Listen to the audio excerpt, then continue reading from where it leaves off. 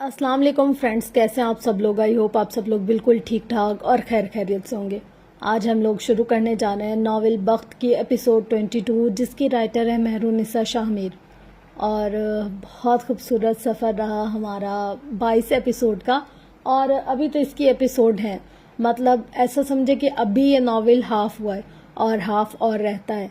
देखते हैं हम कैसा होता है आगे। हर एपिसोड अपने साथ एक नया नया सस्पेंस ला रही है और स्टोरी काफ़ी चेंज होगी स्टार्टिंग से लेकर अब तक। बहुत मतलब एक जैसे अंदर अंदर की कहानियाँ होती हैं, बहुत एक चेंजिंग आती रहती है स्टेप बाय स्टेप। तो ये कहानी भी ऐसी है, तो मैं तो यही रेकमेंड करूँगी आप लोग को कि आप लोग को ज़रूर सुननी चाहिए। तो बस हम इसको स्टार्ट करते हैं। Ready set go. सुबह का मलकजा अंधेरा पीली चिलचिलाती धूप खा गई थी। अब हर तरफ धूप ने अपना राज जमा रखा था। ऐसे में एक छोटे मगर फैंसी से कैफे में बैठा उमर हयात बार बार घड़ी देख रहा था। इसे सियाह कफ के साथ शर्ट पहनी हुई थी, सियाही जीन्स पहन रखी थी। शर्ट के कफ मोड़ रखे थे, बाल माथे पर बिखरे हुए थे। अपने सामने रखी कॉफी से वक्फे से घूंट लेता वो किसी का मुंतजिर था। इस कैफे की मेज पर बड़े खूबसूरत अंदाज से सजाया हुआ सजावट का सामान था। हर मेज के साथ एक मखसूस दरख्त लगा हुआ था, जिसका साया इसकी मेज पर पड़ता था। दरख्त के तने से फेरी लाइट्स लिपटी हुई थी, ऐसी ही फेरी लाइट्स दरख्त की शाखों से भी लटक रही थी। कैफे में और कोई रोशनी नहीं थी सिवाय इन लटकती और लपकती फेरी लाइट्स के। ये कैफे हर आने वाले को अपने शहर में जकड़ लेता था। वजह था वो ख्वाबनाक सा माहौल जो इस सारे वक्त में अपनी धाक बिठाए हुए था। इसी वक्त खाले सुल्तान अपने मोबाइल पर बटन दबाती इसी कैफे के दाखिली दरवाजे से अंदर आती दिखाई दी। इसने सुर्ख घुटनों तक आती कमीज के साथ सुर्खी ट्राउजर पहन रखा था। सफेद दुपट्टा गले में झूल रहा था। भूरे बालों का जूड़ा बना रखा था, जिसमें से कुछ लट्टें निकलकर चेहरे पर झूल रही थी। वो इसी तरह जरा की जरा नजर उठाती आगे बढ़ती है और जिस मेज पर उमर बैठा था इसी के ऐन नकब में उमर की तरफ पुष्ट करके बैठ गई। अब इन दोनों के दरमियान मसनूई दरख्त थे। वो दोनों एक दूसरे की यहाँ आमद से कतन बेखबर थे। वो दोनों एक दूसरे के बेहद करीब थे, बस दरमियान में दरख्त का तना हो तो। लेकिन क्या दरमियान में सिर्फ एक दरख्त था? इसी पल उमर को अपने सामने से सफीर सुल्तान आता दिखाई दिया। वो दूसरे दरवाजे से आया था, हालांकि इसकी जानिब पुश थी, सो वो नहीं देख सकी। उमर ने घड़ी से निगाह हटा ली थी, जैसे इंतजार तमाम हुआ। वो कैमल कलर के बगैर टाई वाले सूट में मलबूस था। पैरों में चमकदार ब्रांडेड बूट पहन रखे थे, बाल जेल से पीछे को जमा रखे थे। बुरी आंखें थकी थकी सी थी। हल्की बढ़ी हुई शेप में वो बेहद वजीह लग रहा था। छोटे छोटे कदम लेता वो उमर के सामने आकर रुका, फिर मुसाफे के लिए हाथ बढ़ाया, जिसे उमर ने थाम लिया। Have a seat.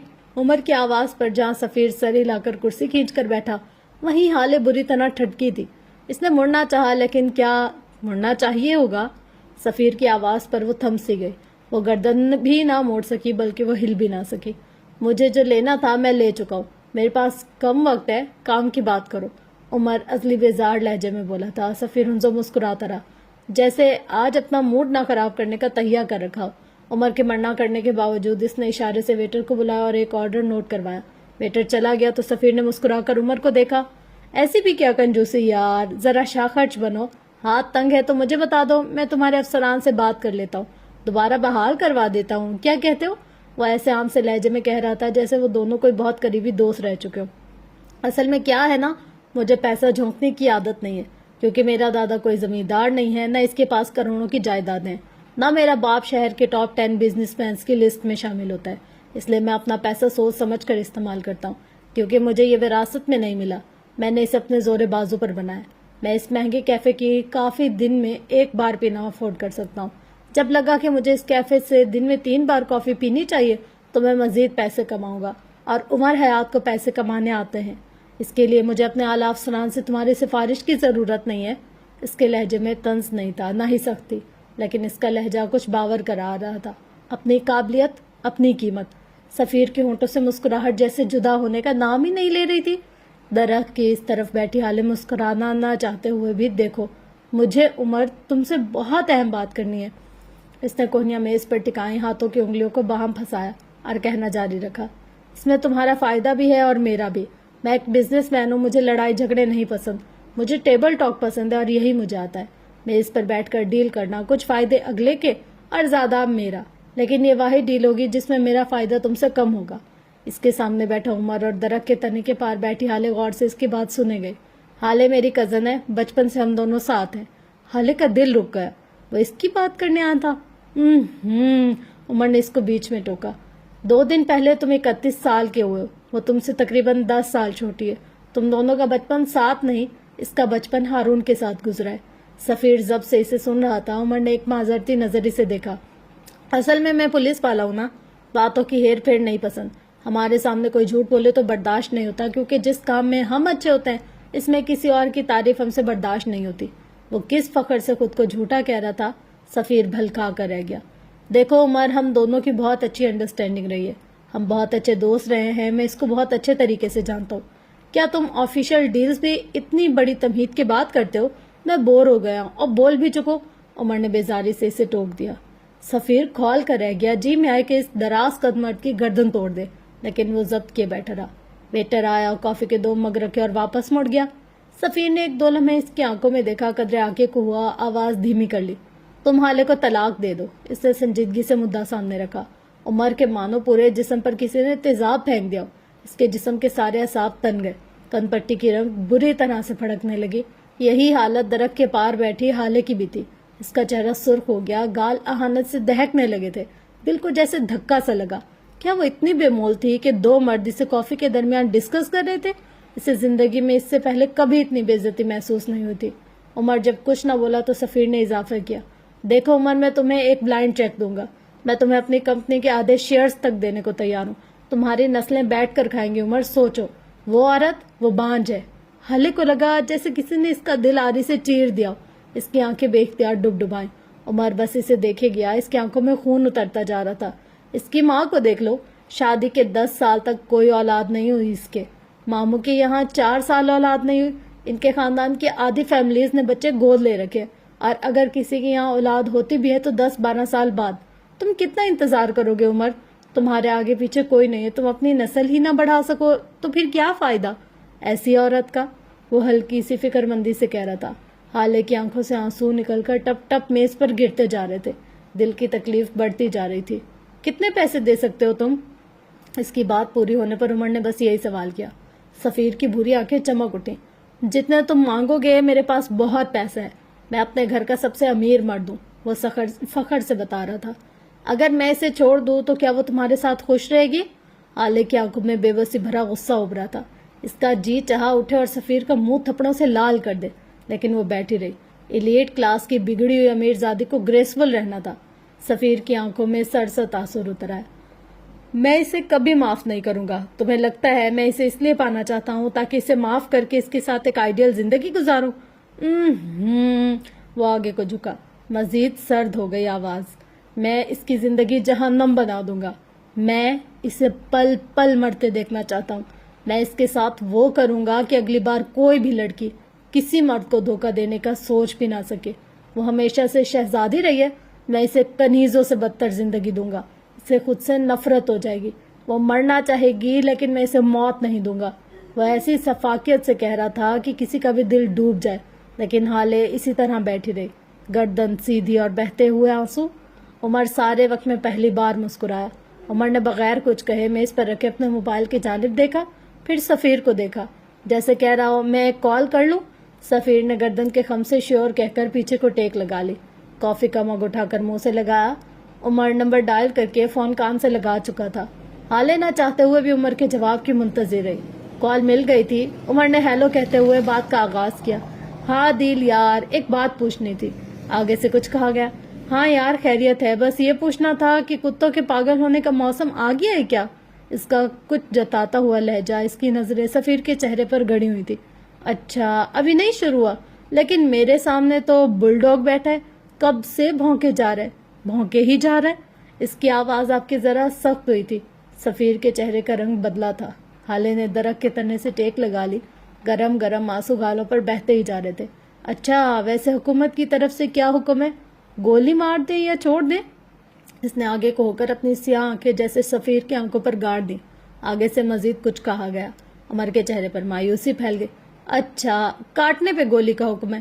ارے نہیں، کاٹ نہیں رہا، بس بھونک رہا ہے، بھونکنے پہ گولی نہیں مار سکتے یار، یہ کیسا اصول ہے؟ وہ جیسے بدمزہ ہوا۔ سفیر کا چہرہ اہانت سے سرخ ہونے لگا، آنکھیں لہو چھلکانے لگی۔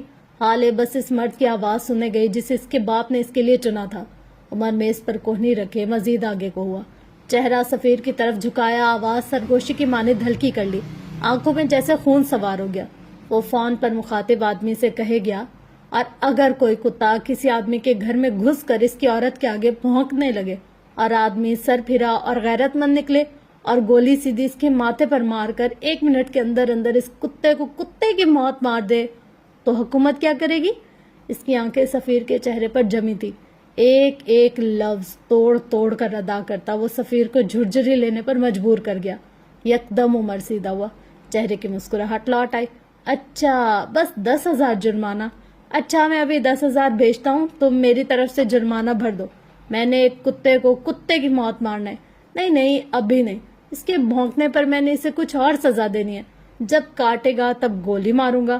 اس نے بول کر کال کاٹ دی۔ حالے سیدھی ہو کر بیٹھ گئی، سفیر کے کان تک سرخ ہو گئے تھے، ذلت سے چہرہ بھٹی کے مانند سلگ رہا تھا، اب کہ وہ پھر سے نارمل ہو گیا۔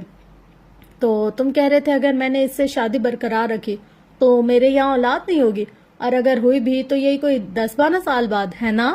سفیر نے جھٹ اس بات میں سر ہلا دیا۔ عمر آگے کو ہوا، اس کی خوبصورت مسکراہٹ ایک تمسخرانہ مسکراہٹ میں بدل گئی۔ حالے سانس روکے اس کے بولنے کی منتظر رہی۔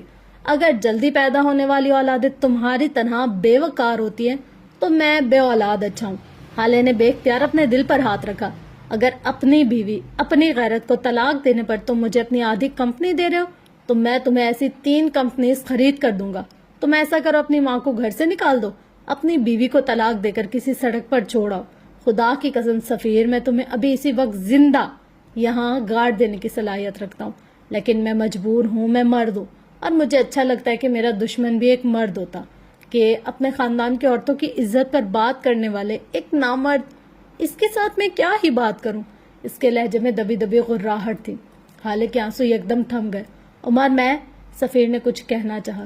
میں نے تم سے کہا تھا میری عورت سے دور رہو، اگر تم نے میری بات نہیں مانی، تم نے پھر بھرے بازار میں میری عورت کے ساتھ بدتمیزی کی، تم نے میری عورت کی نازیبہ تصاویر مجھے بھیجی، تم نے آج یہاں اتنے لوگوں کے درمیان مجھ سے میری عورت کو طلاق دینے کی بات کی۔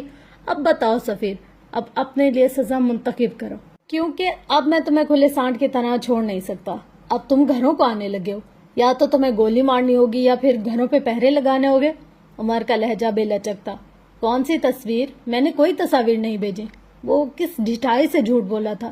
دیکھو جذباتی ہونے کی ضرورت نہیں ہے عمر، اس عورت جیسی ہزاروں عورتیں تمہیں مل سکتی ہیں، تم جوان ہو، ہینڈسم ہو، اچھا خاصا کما لیتے ہو، اور اگر تمہارا گزارا نہیں ہو رہا تو میں ہوں، میں تمہیں اتنا دوں گا کہ تم پریشان ہو جاؤ گے اس پیسے کا کیا کرنا ہے، بدلے میں مجھے بس وہ لڑکی دے دو۔ عمر اسے دیکھ کر رہ گیا، اس انسان میں کوئی غیرت تھی بھی، کوئی عزت نفس تھی کہ نہیں؟ وہ بغیر کچھ کہے اٹھ کھڑا ہوا۔ تم یہیں بیٹھو، میں آتا ہوں، عمر بول کر اٹھ کھڑا ہوا۔ اب کہ وہ کچھ سوچ رہا تھا۔ یہیں رہو، میں آ رہا ہوں، وہ پرسوچ انداز میں کہتا اٹھ کھڑا ہوا اور وہاں سے نکلتا چلا گیا۔ اس کے جاتے ہی حالے اپنی جگہ سے اٹھی، ہتھیلی کی پوچھ سے آنکھیں رگڑی اور بغیر یہاں وہاں دیکھے جس دروازے سے آئی تھی اسی کی طرف بڑھ گئی۔ ابھی وہ اپنی گاڑی کی جانب جاتی کہ اسے سامنے ہی اپنی گاڑی سے اتر کر اس کی طرف آتی مہرماں دکھائی دی۔ وہ اسی سے ملنے آئی تھی، لیکن اس وقت نہیں مل سکتی تھی، کم از کم اس وقت نہیں۔ مہرماں نے اس کو دیکھ کر ہاتھ ہلایا، حالے جواباً پھیکا سا مسکرائے۔ آئی ایم سوری، مجھے ذرا دیر ہو گئی، تمہیں انتظار تو نہیں کرنا پڑا؟ وہ اس کے پاس آ کر فکر مندی سے پوچھ رہی تھی۔ حالے نے نفی میں سر ہلایا۔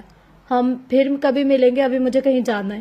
حالے بمشکل نارمل لہجے میں کہتی آگے بڑھ گئے، لیکن اس کا چہرہ بالکل بھی نارمل نہیں تھا۔ مہرماں مارے حیرت کی کچھ بول ہی نہ سکی۔ جب تک وہ کچھ کہتی حالے اس سے دور جا چکی تھی۔ واپس کیفے کے ہال سے ہوتے ہوئے اس دروازے تک جاؤ جہاں سے عمر حیات باہر گیا تھا، تو اس وقت وہ فون کان سے لگائے کسی سے بات کرنے میں مصروف تھا۔ عظیم، مجھے یہ بتا اس وقت تمہارے تھانے میں کون کون سے کیس پینڈنگ ہے؟ کوئی ایسا کیس جس کا کوئی مجرم نہ ملا ہو؟ سر، ایک SUV کی چوری کا کیس ہے۔ یہ نہیں، عمر بدمزہ ہوا۔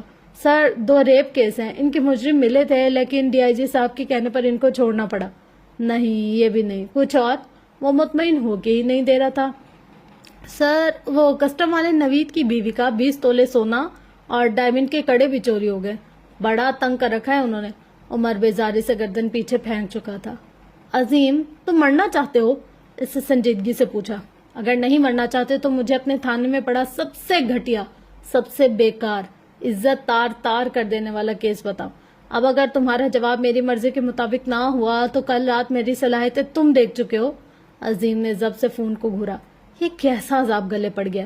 سر، کل رات نائٹ ڈیوٹی کرتے میرے بندوں نے 4 کلو چرس پکڑا ہے. جس سے پکڑا وہ بندہ بھاگ گیا. چرس ہمارے پاس رکھا ہے. اب کے عمر کی باتیں تک کھل گئی. اسے لے آؤ، 10 منٹ کے اندر اندر سارا چرس لے آؤ. میں ایک ایڈریس بھیج رہا ہوں، وہاں بھیجو اپنے بندے فوراً. وہ چہک رہا تھا. اس کے چہرے پر جیسے شانتی پھیل گئی. اب اس نے کال کاٹ کر ایک اور نمبر ملایا تھا. یہاں سے چند میل دور اپنے آفس میں بیٹھی عائدہ کا فون بجنے لگا. عمر کا نمبر دیکھ کر اس نے لپک کر فون اٹھایا تھا. عمر، تم کہاں ہو یار؟ نہ کال کرتے ہو، نہ کہیں نظر آتے ہو. تم ٹھیک تو ہو؟ وہ فون کان سے لگائے فکر مندی سے پوچھ رہی تھی. وہ ایک 27-28 سالہ گوری رنگت والی لڑکی تھی. آنکھیں سنہری اور بال سٹیپس میں کٹے ہوئے تھے. وہ ایک نیوز رپورٹر تھی. اس وقت اس کا ستا ہوا چہرہ بتا رہا تھا کہ اسے کوئی نیوز نہیں مل رہی. وہ سب چھوڑو، میری بات سنو. نیوز چاہیے؟ عمر مسکراتے ہوئے پوچھ رہا تھا. عائدہ کا چہرہ کھل سا اٹھا. ظاہر ہے چاہیے، ورنہ وہ میرا گنجا باس. میں پاگل کتوں پہ ایک سرچ کروں اور نیوز لاؤں. اب اس گدھے کو کون سمجھائے مجھے کتوں سے الرجی ہے. وہ لڑکی سخت خوف زدہ تھی. عمر ہنس پڑا. ایک ایڈریس بھیج رہا ہوں، وہاں پہنچا. 10 منٹ کے اندر اندر اپنے باقی بہن بھائیوں کو بھی بلا لو. یہاں بہن بھائیوں سے مراد اسی کے جیسے چند اور رپورٹرز ہوتے ہیں. دفتن عمر رکا. یہ کام تھوڑا رسکی ہے. تم شیور ہو تمہیں کوئی مسئلہ نہیں ہے؟ عائدہ جو میز پر رکھے اپنے سامان سمیٹ رہی تھی. زیادہ سے زیادہ جان کا خطرہ ہوگا نا. اگر اس گنجے نے مجھے نکال دیا تو تائی ویسے بھی میری جان لے لے گی. اب موت سے کیا ڈرنا؟ تائی مارے چاہے نیوز کے چکر میں مرنا پڑے. وہ فیصلہ کن لہجے میں کہتی کال کاٹ چکی تھی. عمر نے آسودگی سے آنکھیں موند لی. 15 منٹ بعد سفیر سلطان سڑک کی بائیں جانب کھڑا اپنی گاڑی کی طرف بڑھ رہا تھا. اس کے ایک ہاتھ میں موبائل تھا. عمر اسے کیفے میں بٹھا کر خود نہ جانے کہاں چلا گیا تھا اور اب کال کر کے اسے باہر آنے کو کہا. عام حالات میں سفیر اس کے احکامات پر لعنت بھی نہ بھیجتا، لیکن اس وقت معاملہ مختلف تھا. ابھی اس نے اپنی گاڑی کے ہینڈل پر ہاتھ رکھا ہی تھا جب ایک پولیس والے نے اس کے ہاتھ کے اوپر اپنا ہاتھ رکھا. سفیر نے مڑ کے اسے دیکھا. یہ کیا بدتمیزی ہے؟ افسر سامنے آ کر کھڑا ہو گیا. بدتمیزی نہیں ہے سر، اطلاع ہے. ہمیں اطلاع ملی ہے کہ آپ کی گاڑی میں منشیات ہیں، ہمیں تلاشی لینی ہوگی. وہ مؤدب سا کہہ رہا تھا. سفیر نے تنزیہ نظروں سے اسے دیکھا. میں سفیر سلطان ہوں. تم جانتے ہو میں کون ہوں؟ ابھی کے ابھی تمہاری وردی اتروانے کی طاقت رکھتا ہوں. اب اپنی بکواس بند کرو اور ہٹو یہاں سے. وہ تلخی سے کہتا اسے ہاتھ سے دور ہٹانے لگا. جب اپنے سامنے سے چند مائک اور کیمرے تھامے لوگوں کو اپنی طرف آتے دیکھا، اس نے گاڑی کا دروازہ کھول کر اندر بیٹھنا چاہا، لیکن 2 پولیس افسران نے اسے بازو سے جکڑ لیا. اس وقت تک کیمرے اور مائک تھامے ہوئے لوگ بھی قریب آ چکے تھے. سفیر کے خوبرو چہرے پر اب ہلکی ہلکی سبکی آئی تھی. دیکھیے، میں ایک ٹیکس پے کرنے والا شریف شہری ہوں. آپ اس طرح مجھے ہراساں نہیں کر سکتے. آپ کی اطلاع غلط ہے. وہ اپنا بازو چھڑاتے ہوئے کہہ رہا تھا. چہرہ دھوپ کی تمازت اور دباؤ ہوئے غصے سے سرخ ہو رہا تھا. اگر آپ اتنے ہی شریف ہے تو گاڑی کی تلاشی کیوں نہیں دے رہے؟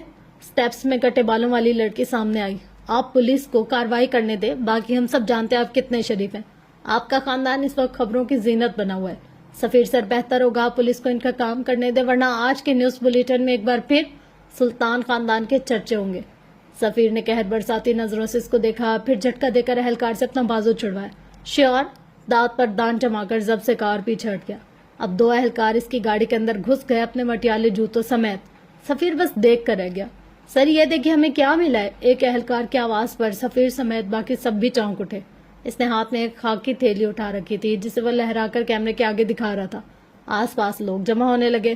مجھے دکھاؤ اس میں کیا ہے. ان اہلکاروں میں اعلیٰ عہدیدار بول اٹھا. سفیر ساکت کھڑا رہا. وہ جانتا تھا اسے ٹریپ کیا جا رہا ہے اور وہ ٹریپ ہو چکا ہے. یہ چرس ہے. وہی افسر بول اٹھا. سفیر اب بھی کچھ نہیں بولا. اسے بس ذلت نظر آ رہی تھی. اسے بس کمپنی کے شیئرز گرتے ہوئے نظر آ رہے تھے. اسے بس اپنے باپ کی طرف سے ملنے والی پھٹکار نظر آ رہی تھی. اسے اپنی سوسائٹی کی مخمسی خیز نظریں نظر آ رہی تھی. اسے اپنے آگے مائک پکڑتے بولتے لوگوں کی آوازیں نہیں آ رہی تھی. اس کے کانوں میں لوگوں کے معنی خیز فکرے گونج رہے تھے. اس کے کان متوقع ذلت نے بند کر دیے تھے. پولیس والے اس سے کچھ پوچھ رہے تھے لیکن وہ نہیں سن رہا تھا. کیمرے، مائک، جلتے بجھتے فلیش اور پھر ان سب کے درمیان سفیر کے ہاتھوں کو کچھ محسوس ہوا. اس کے ہاتھوں پر ہتکڑی لگائی جا رہی تھی. سفیر سلطان، ہم آپ کو منشیات کی غیر قانونی. افسر اس سے کچھ کہہ رہا تھا. رپورٹر کچھ پوچھ رہے تھے لیکن وہ بس متوحش نظروں سے اپنے ہاتھوں پر لگی ہتکڑی کو دیکھنے لگا. اس کے ہاتھ کانپ رہے تھے. سفیر سلطان، کیا آپ اس بارے میں کچھ کہنا چاہیں گے؟ آخر کو آپ نے ایسا قدم کیوں اٹھایا؟ آخر آپ ان کاموں میں کیسے ملوث ہوئے؟ آپ کب سے یہ کام کریں؟ सफ़ीर सुल्तान जवाब दे, सफ़ीर सुल्तान जवाब चाहिए। माइक पकड़े लोग इससे कुछ कह रहे थे। मैंने ये नहीं किया, मैंने कुछ नहीं किया मैं इसके लब फड़फड़ाने लगे। क्या आपका ये कारोबार सिर्फ कराची तक महदूद है या फिर मुल्क के दूसरे शहर भी आप जैसे उमरा की ऐसी हरकतों की जद में? तुम लोग मुझे इस तरह गिरफ्तार नहीं कर सकते, मैंने कुछ नहीं किया। आपके वो जरा बुलंद आवाज में बोला। सफ़ीर सुल्तान, क्या आपके वालिद भी आपके इस काम में शामिल हैं? सफ़ीर सुल्तान, क्या आपको फ्रेम किया जा रहा है? मैं तुम सब पर हद तक इज्जत का दावा करूंगा। मैं एक इज्जतदार शहरी हूँ, तुम लोग मुझे इस तरह नहीं ले जा सकते। मैंने कहा ना, मैंने ये नहीं किया। वो अब जोर जोर से चिल्ला रहा था। पुलिस इसे अपनी गाड़ी की तरफ ले जा रही थी। मैं एक एक को देख लूंगा, मैंने ये नहीं किया, तुम लोग पागल हो गए। सफ़ीर सुल्तान हूँ मैं सफ़ीर सुल्तान हूँ, मैं अपनी गाड़ी में चर्च रखूंगा। वो सुर्ख चेहरे के साथ घुर्रा रहा था। हाथ खोलो मेरे, तुम लोग मेरे साथ ये नहीं कर सकते, मैंने ये नहीं किया। ये छोड़ो मुझे, मेरे हाथ खोलो, मैं तुम सबको देख लूंगा। वो पुलिस एहलकारों की मैयत में घसीटता हुआ जा रहा था, साथ साथ बुलंद आवाज में चिल्ला भी रहा था। कैमरे धड़ाधड़ इसकी तस्वीर और वीडियोज उतार रहे थे। इसका चेहरा अहानत से भर गया। एक एहलकार ने इसको जबरदस्ती पुलिस मोबाइल में बिठाया। वो अब भी चिल्ला रहा था, गुर्रा रहा था, बेयकीनी से अपनी सफाई दे रहा था, धमका रहा था। मुझे नहीं ले जा सकते तुम, मैं सफ़ीर सुल्तान हूँ, हाथ खोलो मेरे। तुम लोगों ने मुझे फ्रेम किया है, मैं सफ़ीर सुल्तान हूँ, हाथ खोलो मेरे। एक तस्वीर लेना बंद करो, तुम दफा हो जाओ, जाओ यहाँ से। वो बुलंद आवाज में चिल्ला रहा था। वो मजीद कुछ भी कह रहा था, लेकिन चलती हुई पुलिस मोबाइल में इसकी आवाज मादूम होती जा रही थी। जिल्लत क्या होती, आज सफ़ीर सुल्तान को इल्म हो ही जाएगा। अपनी गाड़ी के साथ टेक लगाया उमर हयात मुस्कुराया। मेरे चारागर को नवीद हो, सफ़े दुश्मना को खबर करो, वो जो कर्ज रखते थे जहाँ पर वो हिसाब आज चुका दिया। वो इतनी बुलंद आवाज में गुनगुनाया कि कई लोगों ने इसे मुड़कर देखा। इसने हाथों से जैसे नादीदा गर्द झाड़ी थी और अपनी गाड़ी के अंदर बैठ गया। गाड़ी अपनी मंजिल को जा रही थी जब उमर का मोबाइल बजने लगा। इसने मोबाइल निकाल कर देखा, हसन सुल्तान कॉलिंग। इसने फोन कॉल पिक की। हेलो, इसने एक मोहताज सा हेलो का। क्या हम मिल सकते हैं? इससे संजीदगी से पूछा। उमर को कुछ गैर मामूली होने का एहसास हुआ। तुम कहाँ हो, मैं आ जाता हूँ, जवाबन हसन ने कहा था।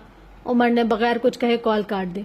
इसका चेहरा अब हद से ज्यादा संजीदा हो गया था। थोड़ी देर बाद इसने इसी पार्क के आगे गाड़ी रोकी जहाँ वो कल हसन से मिला था। गाड़ी लॉक करके वो मुतलाशी नजरों से इसको ढूंढता हुआ आगे आया। फिर इसे ज्यादा मेहनत नहीं करनी पड़ी, सामने एक दरख्त के नीचे वो बैठा इसे नजर आ गया। इसने सफेद शलवार कमीज पहन रखी थी जिस पर खून के धब्बे थे। उमर धक से रह गया। तेज तेज कदम उठाता वो इसके पास पहुंचा। हसन ने इसको देखकर सर उठाया। इसकी आंखें खुश्क थी, ऐसे जैसे कहत साली के बाद जमीन खुश्क हो जाती है। उमर खामोशी से इसके साथ बैठ गया। क्या तुम ठीक हो? इसने फिक्रमंदी से पूछा। मुझे पैसे चाहिए, इसने संजीदगी से कहा। इसके लहजे में आज कुछ था कि चौंका जाए, कुछ ऐसा कि गौर किया जाए। कितने? उमर ने एक लफ्जी सवाल किया। मैं कमाना चाहता हूँ, कोई पार्ट टाइम जॉब चाहिए। क्या तुम मुझे फेवर दे सकते हो? तो मुझसे ले लो। तुम मुझे फेवर दोगे या नहीं? इसने सख्ती से पूछा। ओके, मैं कल तक तुम्हारा काम कर दूंगा। बताओ तुम्हारा कुत्ता कहाँ है? ओह सॉरी, तुम्हारा बेटा। इसने माहौल को हल्का फुल्का बनाना चाहा, लेकिन एक बहुत बड़ी बुरी कोशिश थी। हसन चंद लम्हे इसको देखता रहा। मर गया, इसने उमर की आंखों में आंखें डालकर बेतासुर लहजे में कहा। वो मर गया और मैं इसको बचा नहीं सका। इसने मेरे सामने दम तोड़ दिया। वो अजीब लहजे में बोला था। उमर सांस रोके सुने गया। इसका खून बह रहा था, बहुत खून बह रहा था। इसने मुझसे कहा मैं इसको बचा लूं।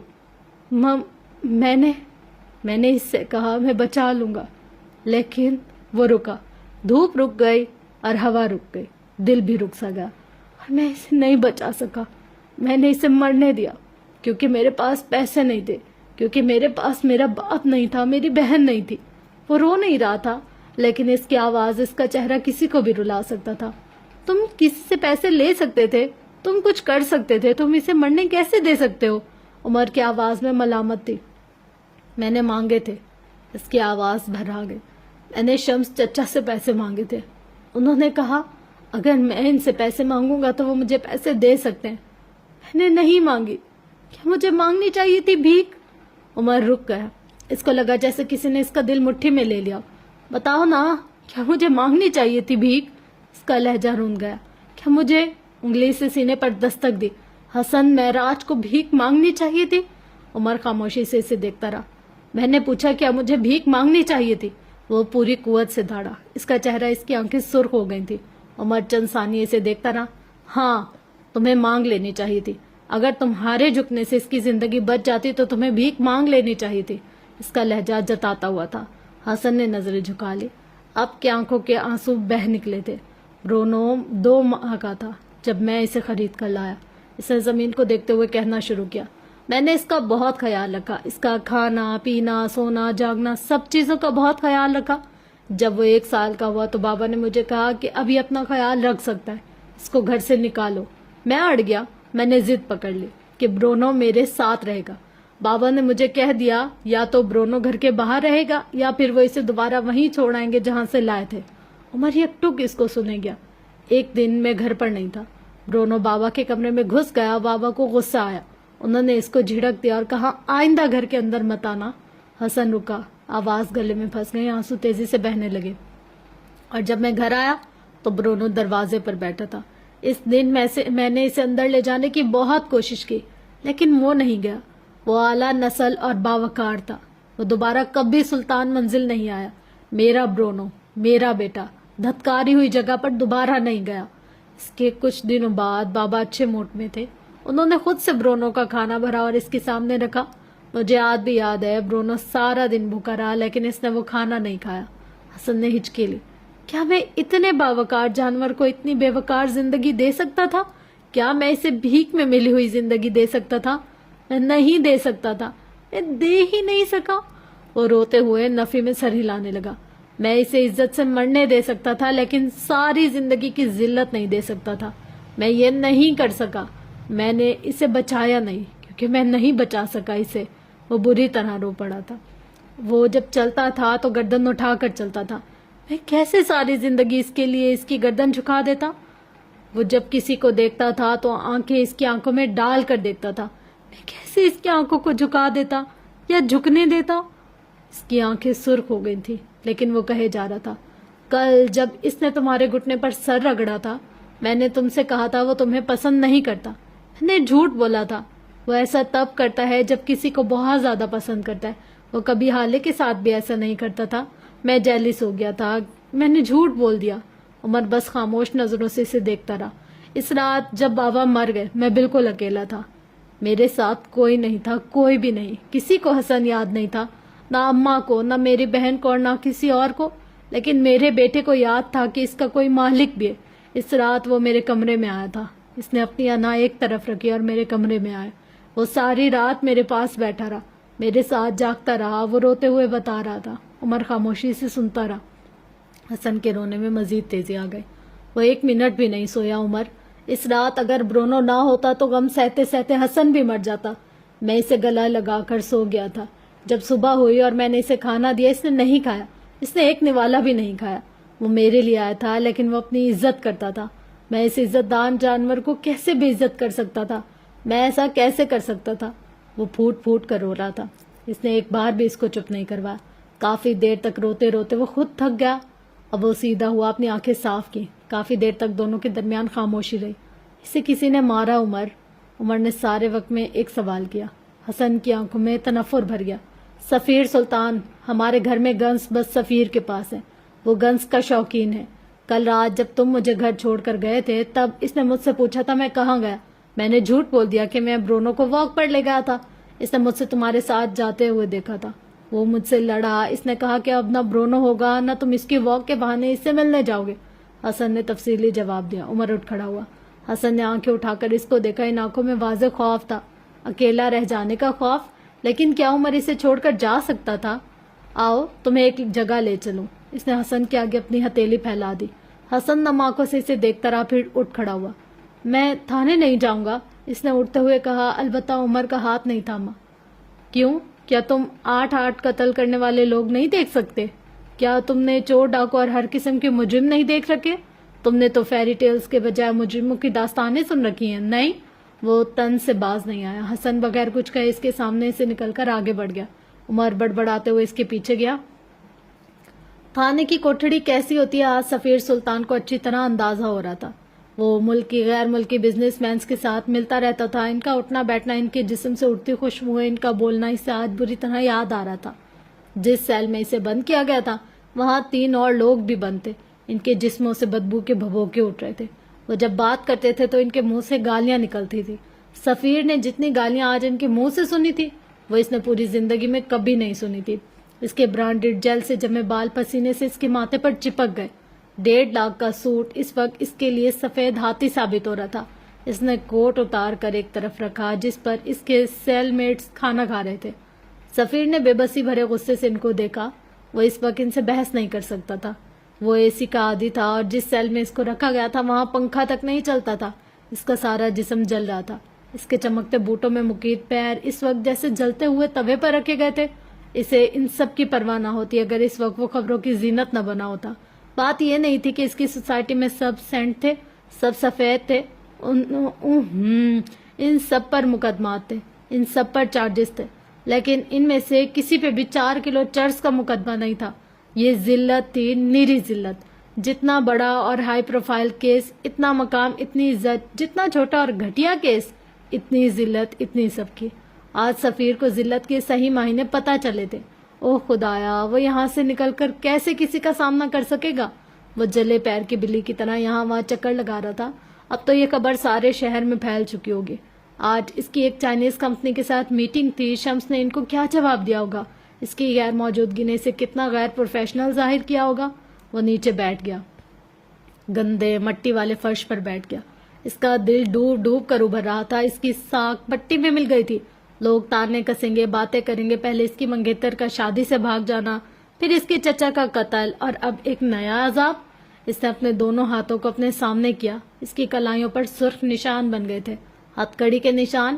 اسے آج ایک بار پھر ان ہاتھوں سے نفرت محسوس ہوئی. یہ وہی ہاتھ تھے جن سے اس نے اپنے تایا کا قتل کیا تھا.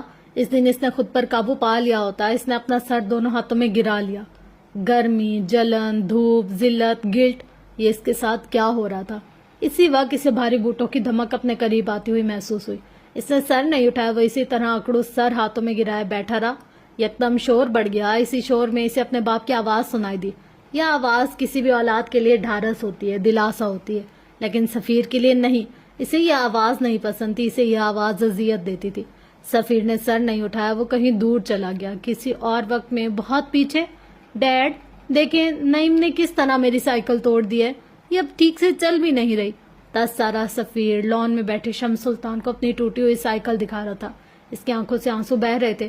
تو میں کیا کروں, وہ بری طرح دھاڑے تھے. سفیر سہم کر دور ہٹا. دفع ہو جائے یہاں سے, جاؤ اپنی اس گھٹیا ماں کے پاس. آئندہ اپنی منحوس شکل لے کر میرے پاس مت آنا. جاؤ, دفع ہو جاؤ. وہ چنگاڑ رہے تھے. سفیر آنکھوں میں خوف لیے ان کو دیکھتا رہا. اس کا رواں رواں کانپ رہا تھا.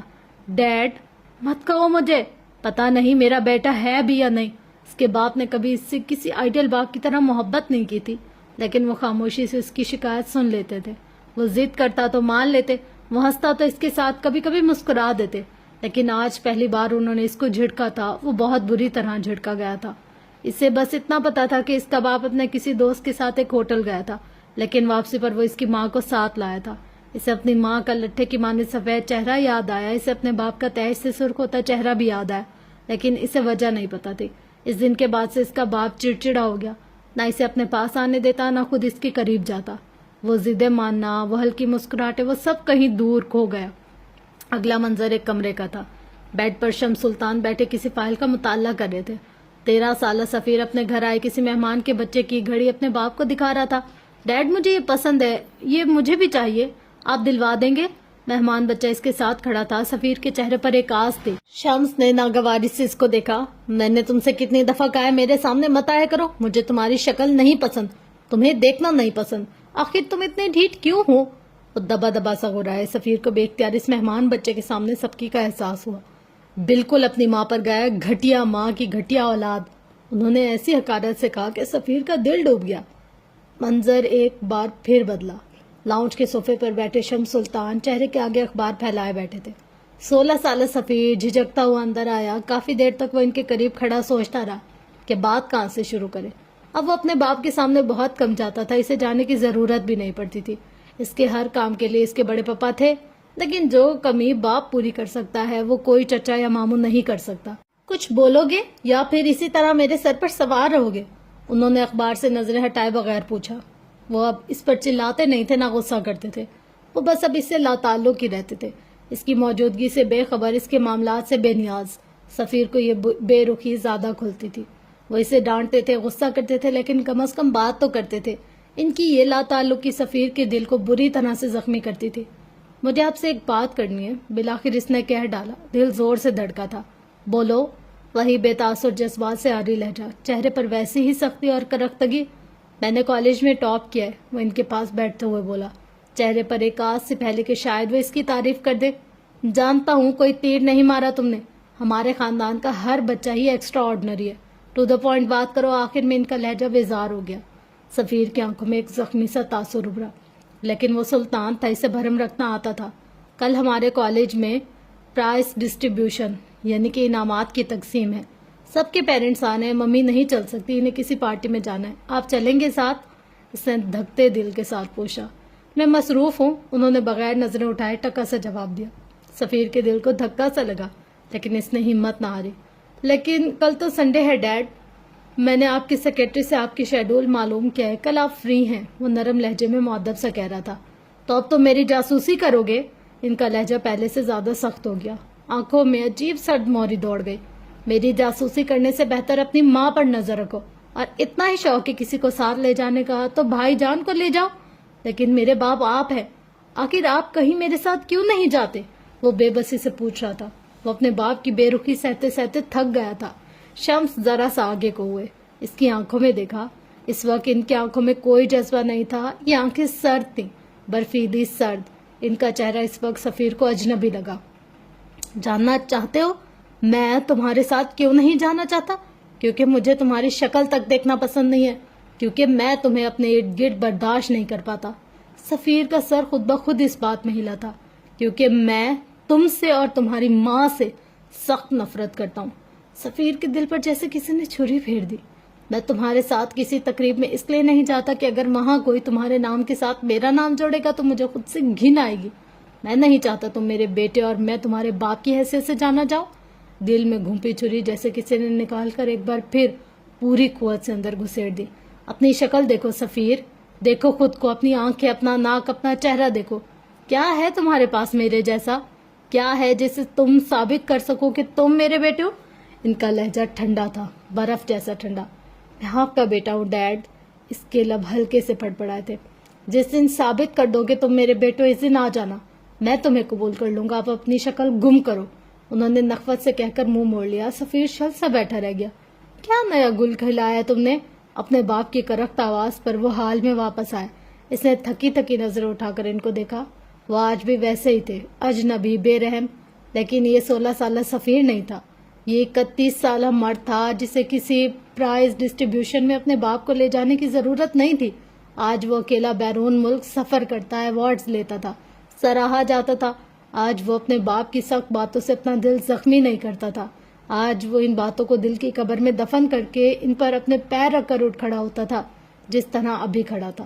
وہ تھوڑی دیر پہلے والا سفیر نہیں تھا۔ تھکن زدہ، مستقبل کے خوف سے مایوس، اس کے کندھے اٹھے ہوئے تھے، گردن میں جیسے سریا آ گیا، اور چہرہ اتنا ہی بے تاثر جیسے کہ اس کے باپ کا۔ میں نے وہی گل کھلائے جو آپ نے 18 سال کی عمر میں کھلائے تھے۔ 3 بار تھانے جا چکے ہیں آپ، یہ جگہ کوئی نئی تو نہیں ہوگی؟ اس کے لہجے میں ویسا ہی زہر تھا جیسا کچھ سال قبل اس کے باپ کے لہجے میں ہوا کرتا تھا۔ کون کہتا تھا وہ ان کا بیٹا نہیں ہے؟ بکو مت، تمہیں اندازہ بھی ہے کمپنی کی ساکھ کتنی بری طرح متاثر ہوئی ہوگی؟ اندازہ ہے ہمارے شیئرز کتنے گر جائیں گے، اور اندازہ ہے کہ کس طرح سر اٹھا کر چلو گے، لوگ لعنت بھیجیں گے تم پر۔ وہ دبا دبا غرا رہے تھے۔ سفیر استہزائیہ مسکرائے۔ کمپنی کی ساکھ کس نے بنائی؟ اس نے انگلی سے سینے پر دستک دی۔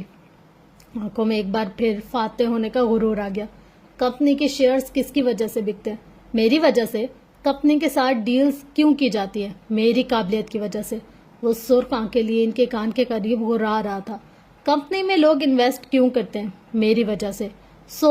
آپ شمس سلطان، آپ کمپنی کی فکر چھوڑ دیں، اس کے لیے سفیر سلطان موجود ہے، اور جو ذلت آئی ہے وہ میرے حصے میں ہوگی۔ جس طرح آج تک میری کامیابیوں پہ صرف میرا حق تھا، میرا، آپ کو تب میرا ڈیڈ کہلوانا پسند نہیں تھا، آج مجھے آپ کو اپنا باپ کہلوانا پسند نہیں ہے۔ آخری بات اس نے کس دل سے کہی تھی وہی جانتا تھا۔ کہتے ہوئے دل 1000 بار ٹوٹا تھا، لیکن وہ سلطان تھا، اسے بھرم رکھنے آتے تھے۔ शम्स चंद लम्हे से जांचती नजरों से देखते रहे। वो अब कोई 16 साल बच्चा नहीं था, अब वो इनके कद को आने लगा था। अगर ऐसा ही है तो मैं क्यों करूं तुम्हारी मदद? तुम खुद क्यों नहीं आ जाते बाहर? मैं तुम्हारा बाप तो नहीं हूं ना? सफीर मुस्कुरा दिया, सर्द मुस्कुराहट।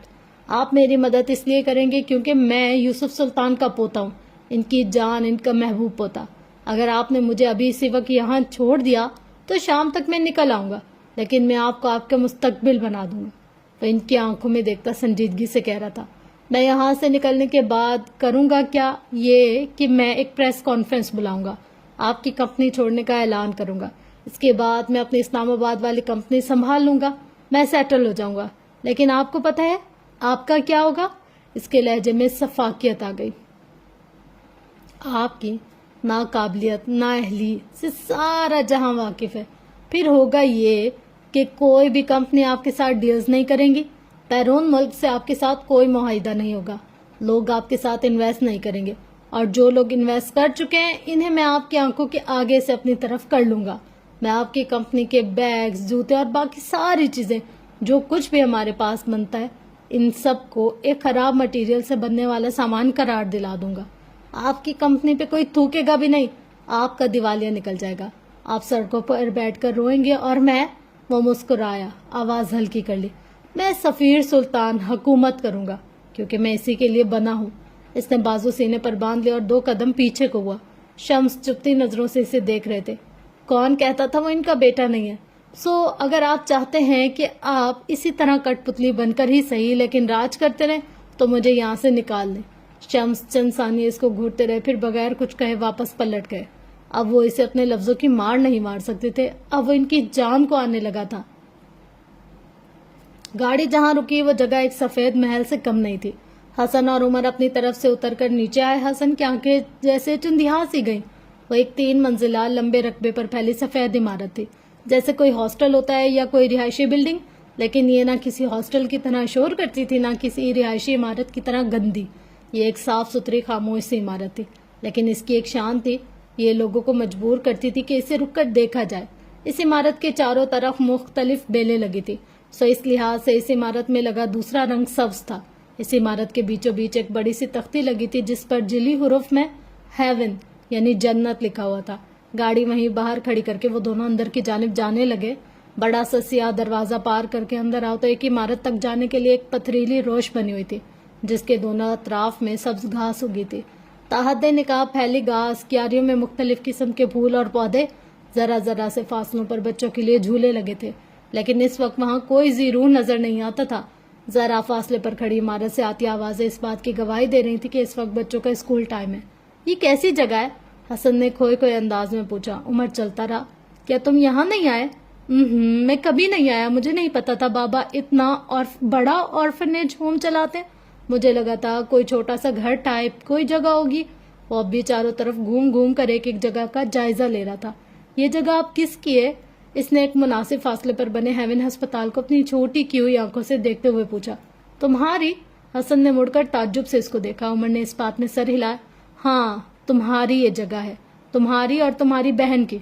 तुम्हारे बाबा के बाद तुम दोनों लीगल वारिस हो। ये तुम्हारे बाबा का एम्पायर था, लेकिन अब ये तुम्हारा है। ये बच्चे तुम्हारे बाप की औलाद थे, लेकिन अब तुम इन सब के बाप हो, इनके मसीहा, इनके गार्जियन। हसन अब तक हक दक सा खड़ा होता। मैं कैसे? मैं भी बहुत छोटा हूँ, मैं कैसे? वो जैसे अब तक इसके अल्फाज जज्ब नहीं कर पा रहा था। जिम्मेदारियों के ताज उमर नहीं देखा करते। जब तुम अपने बाप के घर पर हक जमाने के लिए छोटे नहीं हो, जब तुम इनके अकाउंट से पैसे निकलवाने के लिए छोटे नहीं हो, तो तुम इनके छोड़े हुए अधूरे कामों या फिर इनके शुरू किए हुए नेक कामों के लिए छोटे कैसे हो सकते हो? तुम पे ये जिम्मेदारी थोपी नहीं जाएगी। तुम सोच लो और फिर बताना। अगर तुम दिल से काम करना चाहते हो तो ठीक है, वरना अभी उमर हयात जिंदा है। वो नरमी से कहकर पथरीली रोश पर आगे बढ़ने लगा। हसन गुमसुम सा इसके पीछे पीछे चलने लगा। अब उमर का रुख महराज सुल्तान के ऑफिस की तरफ था। यह ऑफिस पहली मंजिल में बना लकड़ी का बड़ा सा दरवाजा पार करके वो दोनों अंदर आए। यह ऑफिस वो नहीं था जहां 10 साल पहले उमर हयात ने अपनी सारी सेविंग्स दान की थी। ये मुख्तलिफ था, बहुत मुख्तलिफ। कमरे के वस में रखी आला सी मेज, इसके पीछे झांकती पावर चेयर और इसके पीछे दीवार पर लगी एक बड़ी सी तस्वीर जिसमें 2 लोग मुस्कुरा रहे थे। دونوں کی آنکھیں سیاہ تھی، چمکدار، بیریا، معصوم، خوبصورت، دل میں گھر کرنے والے۔ ان دونوں مردوں کے نقوش مختلف تھے لیکن ان کی آنکھیں ایک تھیں۔ کیا تم بابا کے بیٹے ہو؟ حسن تصویر پر نظر جمائے بے دہانی میں بول گیا۔ گدھے، میں تمہارا بہنوئی ہوں، عمر نے ضبط سے جواب دیا۔ حسن گڑبڑا سا گیا، چہرہ خفا زدہ ہو گیا۔ میرا یہ مطلب نہیں تھا۔ تم ان کے اتنے قریب کیسے تھے؟ اس وقت اسے سفیر، سلطان، منزل، برونو، حالے سب بھولا ہوا تھا۔ وہ جیسے ایک الگ ہی دنیا میں آ گیا۔ پہلے مجھے آپ کہو پھر بتاؤں گا، وہ ایک طرف رکھے صوفے پر بیٹھتا ہوا مزے سے بولا۔ حسن نے ناک بھو چڑھا لی۔ مر کر بھی نہیں بولوں گا، وہ جل کر بولا۔ عمر نے کندھے اچکا دیے۔ میں وہ پہلا آدمی ہوں گا جو اپنی بیوی سے تعلقات درست کرنے کے بجائے 2 ماہ ہو گئے اس کے بھائی کو منا رہا ہوں۔ وہ ہلکا سا بڑبڑا۔ میں سن رہا ہوں، حسن بلند آواز میں بولا۔ او علی جا، آپ نے سن لیا، اب میرا کیا ہوگا؟ دیکھیں میری زبان مت کاٹیے گا، خدا کے لیے میری جان بخشی کر دیجیے۔ میں سر رگڑ رگڑ کر آپ سے معافی کا طلبگار ہوں، وہ اس انداز سے بولا کہ حسن بے اختیار ہنس پڑا۔ اس کو ہنستے دیکھ کر عمر بھی مسکرایا۔ میں یہاں 10 سال پہلے آیا تھا۔ عمر نے تصویر پر نظریں جمائے بولنا شروع کیا۔ جج صاحب میری ماں کے سینئر تھے، کچھ وجوہات تھیں جن کی وجہ سے مجھے یہاں آنا پڑا، اس کے بعد سے یہ جگہ میرا گھر ہے۔ جج صاحب اور میں بہت اچھے دوست تھے، ہم دونوں کو 10 سال کسی اور کی ضرورت نہیں پڑی، ہم ایک دوسرے کے لیے کافی ہوتے تھے۔ وہ خاموش ہو گیا۔ جب تک آپ نہیں بولے گا تب تک اتنا تعارف کافی ہے۔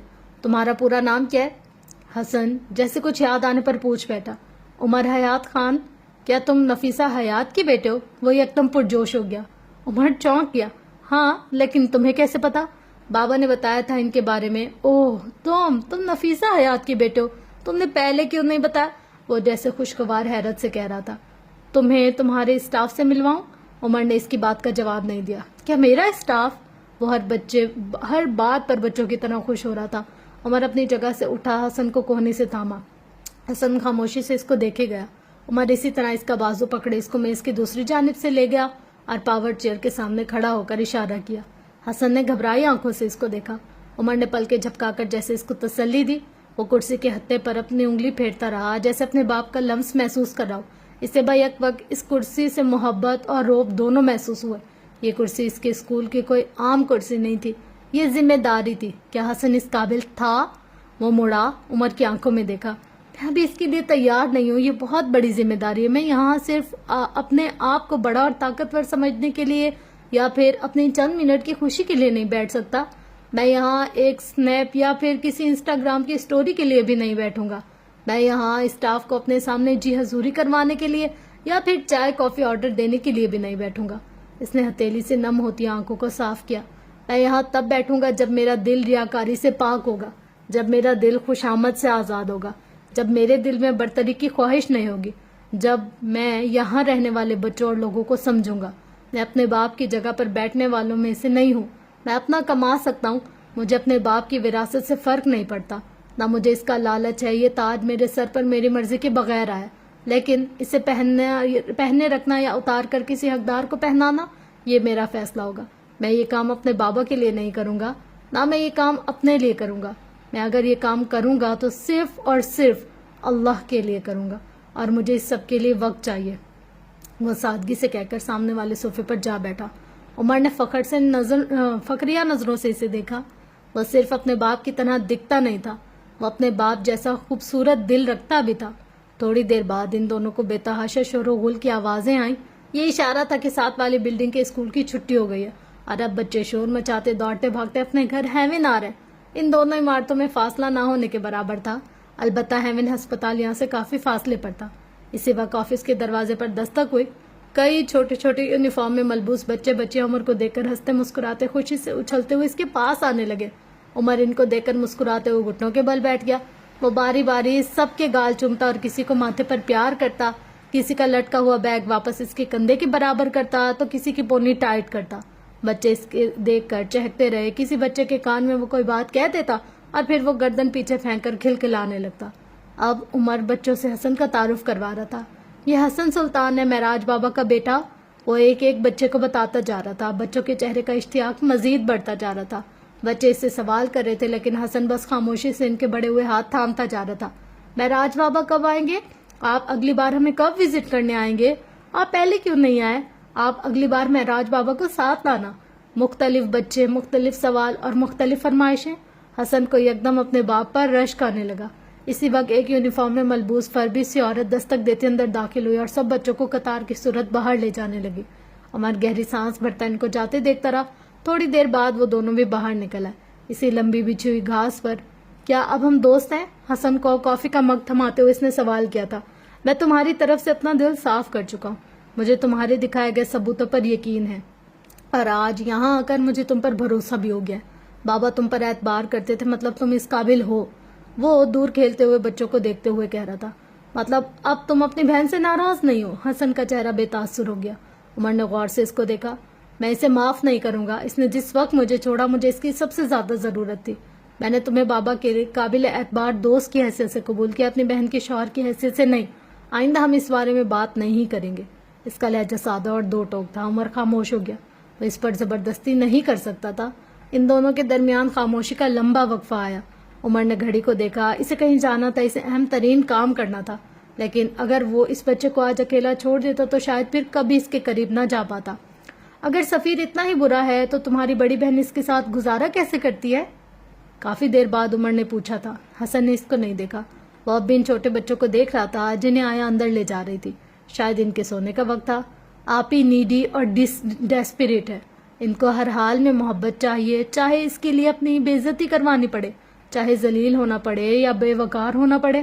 وہ باوقار نہیں ہے، اور بابا کہتے ہیں جو انسان اپنا وقار نہیں رکھتا اس کا پیٹ بھرنے کے لیے دنیا کی کوئی بھی محبت کافی نہیں ہوتی۔ وہ سفیر کو چھوڑ نہیں سکتی کیونکہ ان کو لگتا ہے اگر وہ اسے چھوڑ دیں گی تو وہ اکیلی رہ جائیں گی۔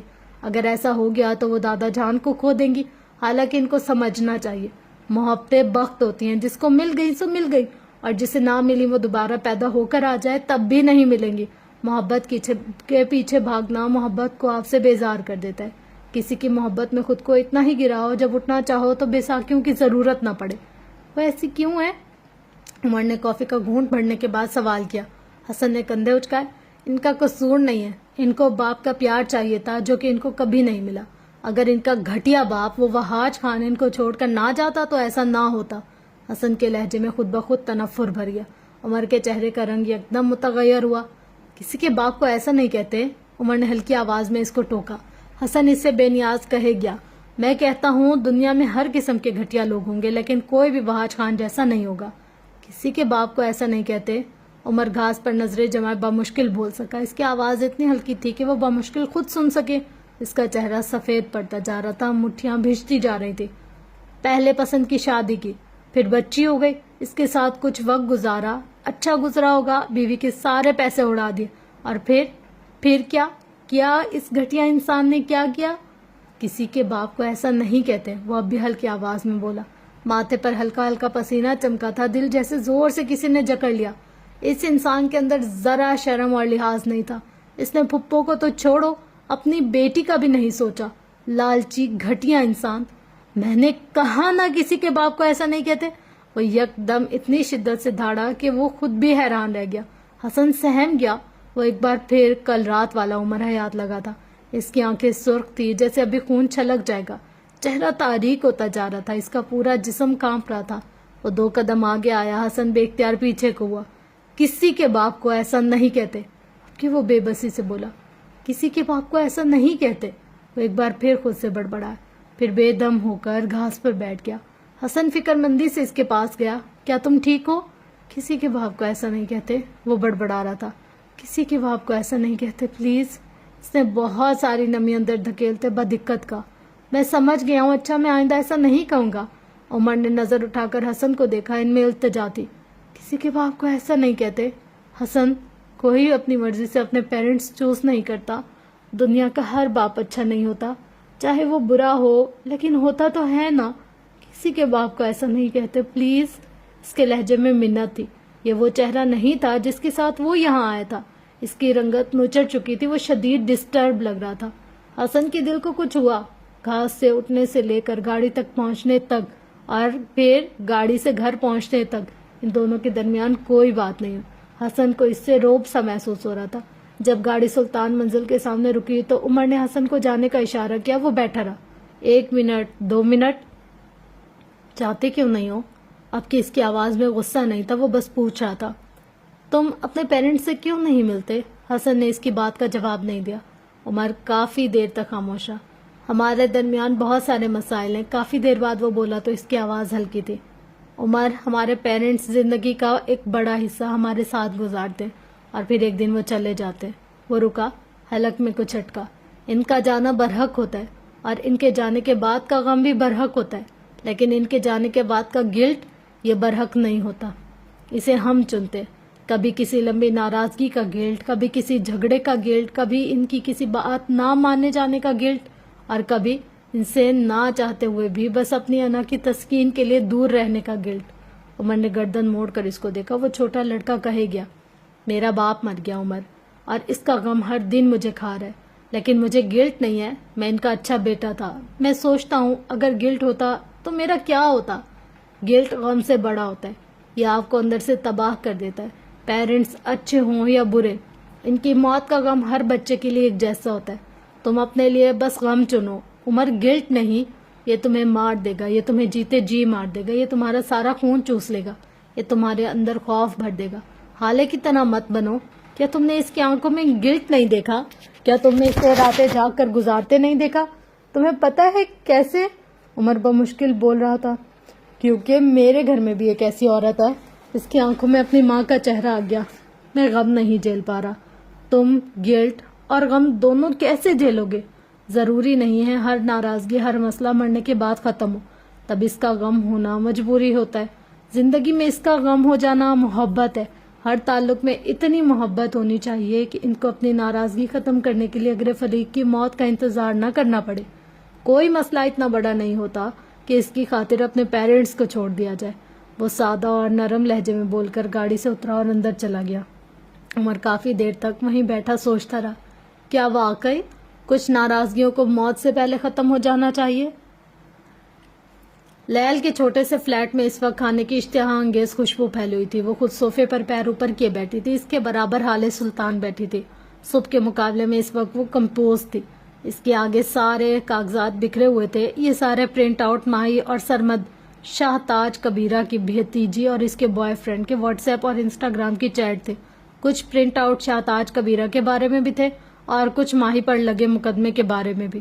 حالے بغور ان کو پڑھے جا رہی تھی۔ موٹی لڑکی نیشا کے ہاتھ میں ایک ٹرے تھا جس میں 3 باؤل رکھے ہوئے تھے، گرما گرم میکرونی۔ لیل بغیر نشان کی طرح دیکھے آنکھوں بند کر کے بڑبڑائی۔ حالے نے اب بھی سر نہیں اٹھایا۔ سب سے پہلے تو یہ منحوس کھڑکی بند کر دو، دھوپ سے آنکھیں ابلنے لگی ہیں، لیل خوف سے بولی تھی۔ حالے کا ٹائپ کرتا ہاتھ تھم گیا، ایک دم جیسے ٹھہر سے گئی۔ اسے کچھ یاد آیا، اور جو یاد آیا تھا وہ ہارون شاہد تھا۔ 2 سال پہلے والا ہارون شاہد اور 2 سال پہلے والی حالے سلطان۔ آج ان دونوں کا پیپر تھا۔ کل رات گئے تک وہ دونوں کسی کنسرٹ میں تھے۔ مہراز سلطان کے بار بار فون کرنے پر ان دونوں کا ایک ہی جواب تھا، ہم نے سارا پڑھ لیا، اب ہمیں انجوائے کرنے دیں۔ آخرکار تھک کر مہراز سلطان نے ان کو ان کے حال پر چھوڑ دیا۔ رات دیر تک کنسرٹ چلتا رہا۔ اس کے بعد وہ دونوں ٹریفک میں ایسا پھنسے کہ صبح کے 4 بجے تک ان کی جان خلاصی نہ ہو سکی۔ گھر آنے پر اماں کی فلائنگ چپل اور ابا کے میٹھے طنز، لیکن وہ دونوں ایسے استقبال کے عادی تھے، سو ڈھیٹوں کی طرح کھڑے رہے۔ یہاں 5 بج گئے۔ نماز پڑھ کر ایک نظر کتابوں پر ڈال کر جب دونوں فارغ ہوئے تو 6 بج چکے تھے۔ ہارون حسن کے کمرے میں جا کر سو گیا اور حالے اپنے کمرے میں فکس 7 بجے مہراج سلطان نے ان کی نیند میں خلل ڈالا۔ وہ دونوں سرخ سوجی آنکھوں میں اٹھ بیٹھے، ناشتہ کیا، تیار ہوئے۔ 8 بج گئے۔ اب وہ جلدی جلدی اپنی گاڑی میں سامان رکھ رہے تھے۔ حالے نے سفید شارٹ شرٹ کے ساتھ سفید ٹائٹس پہن رکھے تھے، بال کھلے چھوڑ رکھے تھے۔ وہ 2 سال بعد آج کے مقابلے میں ذرا دبلی پتلی سی تھی، لیکن ہارون ویسا ہی تھا، وہی سانولا رنگ، وہی گرے آنکھیں اور وہی حالے کے حکم ماننے کی عادت۔ یہ شاہی طوطا مینا کی جوڑی کہاں جا رہی ہے؟ وہ دونوں گاڑی کے اندر بیٹھے جب عقب سے آتی مہراج سلطان کی آواز پر رک گئے۔ بابا، آپ کے طنز کا جواب میں بہت اچھے سے دیتی، لیکن اس وقت میں لیٹ ہو رہی ہوں۔ وہ اپنے بیگ میں کچھ ڈھونڈتی مصروف سی بولی، پھر سر اٹھایا، اپنے پاس اسکول یونیفارم میں کھڑے حسن کو دیکھا۔ ویسے کیا ہی اچھا ہوگا اگر اپنے اس گینڈے بیٹے کو اپنے ساتھ لے جائے۔ ہارون گاڑی میں بیٹھ چکا تھا۔ مہراج نے تنبیہ کرتی نظروں سے حالے کو دیکھا، اگر میں اس کو خود چھوڑ آؤں تو تم روٹ چینج کیے بغیر آرام سے اپنی یونیورسٹی پہنچ جاؤ گی اور پھر تم ان سیدھے راستوں کی عادی ہو جاؤ گی۔ کمفرٹ تمہیں راس آ جائے گا، اور میں بھلا ایسا ہونے دے سکتا ہوں؟ وہ لبوں پر دل جلانے والی مسکراہٹ بھی حالے کو تپا ہی تو گیا۔ ویسے یہ سچی خبر ہے نا کہ میں آپ کی شادی کے 10 سال بعد بڑی منت مراد سے پیدا ہوئی تھی؟ نہیں، بس کنفرم کر دے، کیونکہ اس وقت مجھے اس بات پر یقین نہیں ہونے لگا آپ مجھے کچرے سے اٹھا کر لائے تھے. اللہ اللہ، ایسا تو کوئی سوتیلا باپ بھی نہیں کرتا. میں نے آپ کی جیسا باپ کہیں نہیں دیکھا. وہ صدمے سے کہہ رہی تھی. مہراز سلطان پر تو جیسے کوئی اثر ہی نہ ہوا. نہیں دیکھا تو مجھے دیکھ لو، میں ہوں نا. اپنی ساری ادھوری خواہشات مجھے دیکھ کر پوری کر لو. ویسے ایک بات ہے، یہ کچرے والی بات ایک راز تھی، میں تمہیں بتانا نہیں چاہتا تھا، لیکن اب رازوں سے پردہ اٹھ ہی گیا تو ہم کیا کر سکتے ہیں. But I still love you. وہ اسے پچکار رہے تھے. ہارون گاڑی میں بیٹھے مسکرا دیا. حالے کلرز کر رہ گئے. دفتن وہ رکی، آنکھیں چمک اٹھی، 2 قدم آگے آئی، مہراز سلطان کے کندھے سے لگے. وہ بدک کر دور ہٹے. حالے دانت پر دانت جماتی ایک بار پھر ان کے قریب ہوئی، بازو ان کے گرد حائل کر دیے. میں آپ سے بہت پیار کرتی ہوں بابا. اس نے لہجے میں محبت پرونی چاہیے، لیکن وہ ابھی اتنی اچھی اداکار نہیں ہوئی تھی. میں تمہیں کوئی اضافے پیسے نہیں دے رہا. حالے دور ہٹو. وہ گہری سانس بھرتے ہوئے سنجیدگی سے بولے. حالے مسکراتے ہوئے دور ہٹی، ذرا سا پیروں کو اوپر اٹھایا اور ان کے کان کے پاس جھکی. آپ کے والیٹ کے 25,000 آج میرے ہوئے. وہ بول کر جلدی سے ہٹی اور پھرتی سے گاڑی میں جا کر بیٹھ گئی. مہراز سلطان نے اپنی دائیں جیب کو ٹٹولا، پھر بائیں. میں تمہیں سیو کروں گا حالے. وہ خفگی سے چلائے جب تک ہارون گاڑی سٹارٹ کر چکا تھا. وہ ایک بار پھر ان کو چکما دے کر بھاگ گئی تھی، لیکن کیا واقعی گاڑی آگے گزری گئی تو مہراج دھیرے سے مسکرائے. تمہیں لگتا ہے مجھے نہیں پتا تھا کہ تم نے میرا والیٹ لے لیا؟ حالے تمہارے باپ کا سارا دن کرمنلز کے ساتھ گزرتا ہے. میں ایسے 1000 گٹ جانتا ہوں، لیکن اگر تم میرے گلے لگنے کے بدلے میری جان بھی مانگ لو تو میں انکار نہیں کروں گا. وہ گاڑی کی اڑتی ہوئی دھول کو دیکھتے ہوئے سوچتے رہے. ہارون، ٹائم کیا ہوا ہے؟ حالے 9 بجے یونیورسٹی پارکنگ ایریا میں گاڑی پارک کرتے ہارون سے پوچھ رہی تھی. 8:30 بج رہے ہیں. کیوں یار؟ ابھی تو بہت وقت ہے، پیپر 10 بجے شروع ہوگا نا. میں ذرا آنکھیں مون لو، اندر شور ہوگا بہت. تم 9:30 بجے اٹھا دو نا، اوکے؟ حالے نے سستی سے کہتے ہوئے سر سیٹ کی پوچھ سے ٹکا دیا. ہارون نے بھی کوئی تردد نہیں کیا. اس نے اوکے کہتے ہوئے اپنی کتاب اٹھا لی. اسے حالے کو نہ کہنے کی عادت نہیں تھی. حالے کی ہر سال کسی نہ کسی سبجیکٹ میں سپلی ضرور آتی تھی. البتہ ہارون مرمر کر ہی صحیح لیکن پاس ہو جاتا تھا. وہ سلطان منزل کی پہلی فرد تھی جو ٹاپر نہیں تھی. یوسف سلطان سے لے کر مہراز سلطان، شمس سلطان، پھر سفیر، حسن اور مہرماں، اس گھر میں جیسے سب نے کتابیں گھول کر پی رکھی تھی. ایک حالے تھی جسے کتابوں کے نام سے کوفت ہوتی تھی. اس سے باتیں کرا لو بس، یا پھر ہیرو کی معلومات. وہ ہیرو اور کھانے کے بارے میں بات کرتے ہوئے جیسے کھوسی جاتی تھی. وہ اس موضوع پر گھنٹوں بات کر سکتی تھی. تقریباً 10 منٹ تک پڑھتے رہنے کے بعد اب ہارون اونگنے لگا تھا. کل رات کی جلتی آنکھیں اب سکون چاہتی تھی. اس کا شدت سے دل چاہا کہ وہ ذرا دیر کو آنکھیں مون لے، اور پھر اس نے دل کے اس مشورے پر عمل کرتے ہوئے آنکھیں بند کر لیں.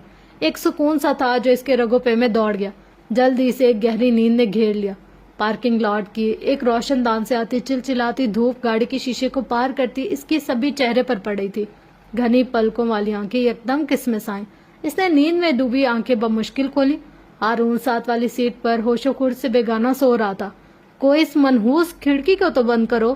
وہ اد کھلی آنکھوں سے بڑبڑائی. دھوپ سے میری آنکھیں ابل نہیں ہیں، کوئی بند کرو اسے. اب وہ اسے سوئی ہوئی کیفیت میں بڑبڑا رہی تھی. پھر یکدم وہ ہڑبڑا کر سیدھی ہوئی. یہ دھوپ صبح کی نہیں تھی. اوہ خدایا، یہ دھوپ صبح کی نہیں تھی. حالے چند لمحے شل سی بیٹھی رہی. شہشود ساکت. اس نے اپنے رسٹ واچ کی گھڑی پر ایک ڈری ڈری نظر ڈالی. یا اللہ پلیز لیٹ نہ ہوئی ہوں، پلیز پلیز پلیز. اور پھر اس کا دل دھک سے رہ گیا. یہ واقعی صبح کی دھوپ نہیں تھی. دوپہر کے 2 بج رہے تھے. آج ان کا آخری پیپر تھا اور اس پیپر کے بعد یونیورسٹی میں ایک مشہور شاعری کا مشاعرہ تھا. یہ مشاعرہ طلبہ کے ریلیف کے لیے رکھا گیا تھا، اس لیے پارکنگ لاٹ اب تک خالی تھا. یقیناً پیپر کے بعد اب مشاعرہ چل رہا ہوگا، اسی لیے تو کوئی بھی پارکنگ لاٹ کی طرف نہیں آیا اور وہ دونوں سوتے رہ گئے. 1 منٹ، وہ دونوں؟ ہارون کب تک سوتے دیکھ حالے کے جسم کا سارا خون سمٹ کر چہرے پر آ گیا. اس نے ایک زوردار تھپڑ ہارون کے بازو پر دے مارا. اسد، ملازم، کھڑکی بند کر دو، دھوپ سے آنکھیں نکل رہی ہیں. وہ خمار ہوئی آواز میں کسمساتے ہوئے بولا. اب کے حالے نے ایک زوردار مکہ اس کے پیٹ پر دے مارا. ہارون بلبلا کر اٹھ بیٹھا. کیا ہوا ہے؟ کیا ہوا ہے؟ کون ہے یہ؟ وہ فوراً آنکھیں کھولے یہاں وہاں دیکھنے لگا. چہرے پر گھبراہٹ تھی. اس کی سرمئی آنکھیں اب بھی بری طرح سرخ تھی. چہرے پر آدھی نیند سے اٹھنے کی بیزاری تھی. کیا تم پاگل ہو؟ ایسے کسی کو نیند سے کون اٹھاتا ہے؟ ہارون دانت پر دانت جما کر ضبط کرنا چاہ رہا تھا. چلو اٹھو، لیٹ ہو جائیں گے ہم لیٹ ہو چکے ہیں ہارون. وہ بازو سینے پر باندھے سکون سے بولے. پھر اپنا گھڑی والا بازو اس کے سامنے کیا. ہارون نے اچھمبے سے گھڑی کو دیکھا اور پھر اس کی آنکھیں پوری کی پوری کھل گئی. یہ کیسے؟ ہم اتنی دیر سوتے کیسے رہ گئے؟ تم نے مجھے جگایا کیوں نہیں؟ وہ سر پر ہاتھ رکھے پریشانی سے بولا۔ حالے نے اس کو جتاتی نظروں سے دیکھا اور پھر اپنا پرس اٹھایا۔ ایک دو لمحے ہارون کو انہی پرسکون نظروں سے دیکھتی رہے اور پھر ایک دم اس پر جھپٹ پڑی۔ وہ اپنا پرس زور زور سے اس کے کندھے پر مارنے لگی۔ میں جگاتی تمہیں؟ ہاں میں جگاتی؟ تم سو گئے؟ کیوں سوئے تم؟ ہاں؟ وہ اس کو مارے جاتی اور کہے جاتی، چھوڑو حالے، پاگل ہو گئی ہو کیا؟ چھوڑو مجھے۔ کیوں چھوڑوں؟ ہاں کیوں چھوڑوں؟ 2 سال سے زپلی آ رہی میری یار، بس مجھے لگا تھا پاس ہو جاؤں گی، لیکن نہیں، تم جیسا دوست جس کے پاس ہوگا وہ پاس کیا ہو گئی؟ تم کیوں سویا؟ مجھے بتاؤ۔ وہ اب بھی اس کو پرس سے مارے جا رہی تھی۔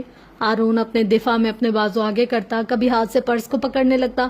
یار حالے، مجھے کیا پتا تھا، میں بھی تو کل رات کا جاگا ہوا ہوں۔ چھوڑو حالے، درد ہو رہا ہے، وہ چلا رہا تھا۔ 2 منٹ کا میرا سکون تم سے برداشت نہیں ہوا؟ ہاں 2 منٹ میں سو کیا گئی؟ تمہارے ڈیلے بھی نیند کے لیے ترس گئے؟ ہاں فیل ہو گئے ہیں اب ہم دونوں، اب خوش ہو تم؟ ہاں اب تو مل گیا نا سکون، اب سو۔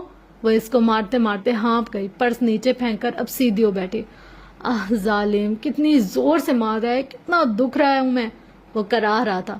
ماموں کے اکلوتے بیٹے نہ ہوتے تو میں تمہیں جان سے مار دیتی، وہ گرائی تھی۔ چہرہ غصے سے دہک رہا تھا۔ ہارون نے مصالحت جو انداز میں اس کو دیکھا، یار میں پڑھتے پڑھتے کب سو گیا پتہ ہی نہیں چلا۔ چپ رہو ہارون، اس وقت میرا دماغ گھوم رہا ہے، وہ چٹک کر بولی۔ حالے غلطی تمہاری بھی ہے، دیکھو اگر تم رات اس زہریلے سنگر کے کنسرٹ میں نہ جاتی تو یہ سب کچھ نہ ہوتا۔ غضب خدا کا اتنا بے سرا تھا کہ اب تک میرے کانوں سے خون رس رہا ہے، وہ باقاعدہ کانوں کو ہاتھ لگاتے ہوئے کہہ رہا تھا۔ اتنا ہی خون نکل رہا ہے تو چلو ڈونیٹ کراتے ہیں، لیکن خبردار جو میرے فیوریٹ سنگر کو کچھ کہا۔ ہارون نے انگلی اٹھا کر تنبیہ کی۔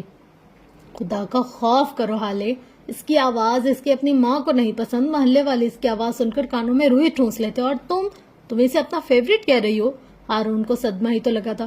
اللہ اللہ ہارون، کتنا جلتے ہو تم اس سے، اتنے عرصے سے تم نے کتنا بغض پال رکھا ہے اس کے خلاف، مجھے تو یقین نہیں آ رہا۔ وہ دونوں اس امتحان میں فیل ہو گئے تھے، لیکن یہ سنگر زیادہ اہم تھا۔ ہاں بالکل، جلتا ہی تو ہوں میں اس سے یہ رنگ دیکھو میرا ذرا۔ اس نے اپنے ہاتھ آگے کیے۔ یہ رنگ پہلے سانولا نہیں تھا، میں تو اس سنگر سے جل کر سانولا ہو گیا ہوں، ورنہ تو گورے بھی مجھے گورا کہہ کر چڑھاتے تھے۔ جلوں گا میں اس سے؟ حالے بس چپتی نظروں سے اس کو دیکھتی رہی۔ اب کیا ہارون دھیما پڑا۔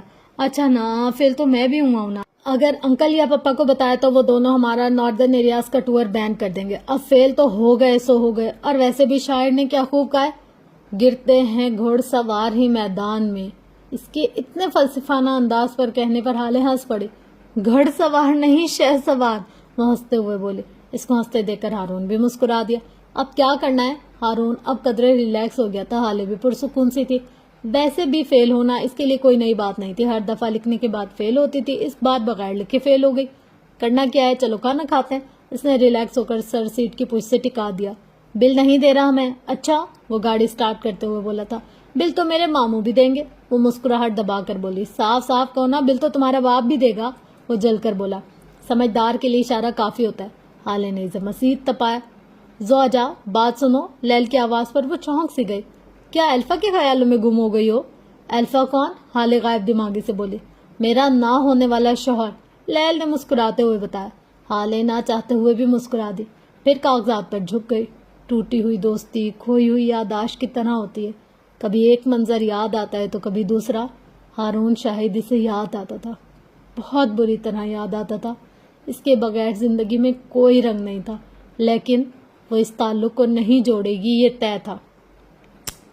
آئے ہائے، آج کی ایپیسوڈ میں تو بہت مزے ہو گئے جی آپ کے، مطلب اتنی لمبی میں نے کر دی ایپیسوڈ، حالانکہ میرا یہ تھا کہ 1 گھنٹے کے اندر مجھے اس کو ختم کرنا ہے، پر نہیں جی، آپ لوگوں سے باتیں کرتے اور اسٹوریز وغیرہ شیئر کرتے ٹائم کیسے گزرتا ہے لٹرلی بالکل پتہ ہی نہیں چلتا۔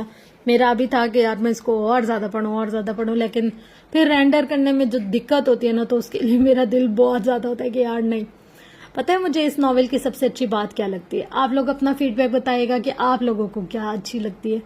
مجھے نا اس میں سب سے زیادہ اچھا یہ لگتا ہے کہ اس میں نا سیلف ریسپیکٹ کے بارے میں بہت زیادہ بتایا جاتا ہے، اور میں نے آپ لوگوں کو کتنی دفعہ یہ بات بتائی ہوئی کہ میں جب بھی کوئی چیز آپ کے ساتھ شیئر کرتی ہوں اس کو سب سے پہلے خود پر رکھتی ہوں، اپنی ذات کے حوالے سے، اپنی شخصیت کے حوالے سے، کہ یار اس سب میں کہاں کیا کریکٹر پلے کر رہی ہوں۔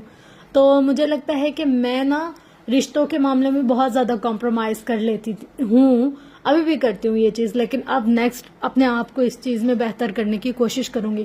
یعنی کہ میں دیکھتی ہوں کہ اگر کہیں میرا آرگیومنٹ ہو گیا کسی کے ساتھ اور وہ آرگیومنٹ ریئلسٹک بیس پر ہے، یعنی کہ میں اپنی جگہ صحیح ہوں لیکن آگے جو رشتہ ہے نا وہ امپورٹنٹ ہے، لائک وہ میری ماں کا رشتہ ہے، وہ میری بہن کا رشتہ ہے، وہ میرے بھائی کا رشتہ ہے، وہ میری پھپھو کا، خالہ، کوئی بھی ایسا خاص رشتہ ہے، تو میں اس میں اپنی صحیح جگہ کو چھوڑ دیتی ہوں اور ان کی رسپیکٹ کو آگے لے آتی ہوں.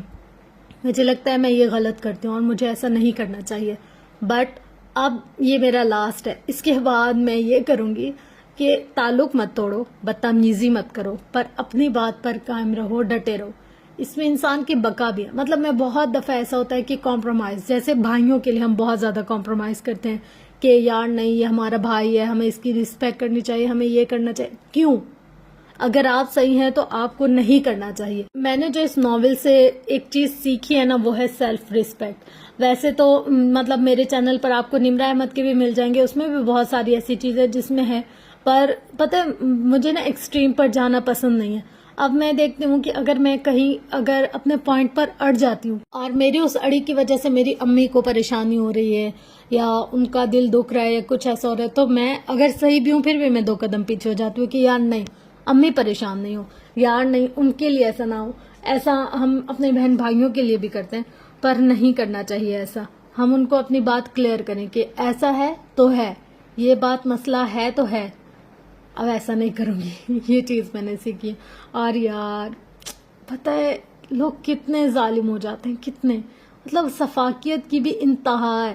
اس نا ناول میں کچھ چیزیں بہت شدید دکھائی گئی ہیں، جیسے انسان کی زندگی میں نا ہر چیز کی کمی پوری ہو جاتی ہے، پر جو انسان کی کمی ہے نا وہ کوئی چیز پوری نہیں کر سکتی.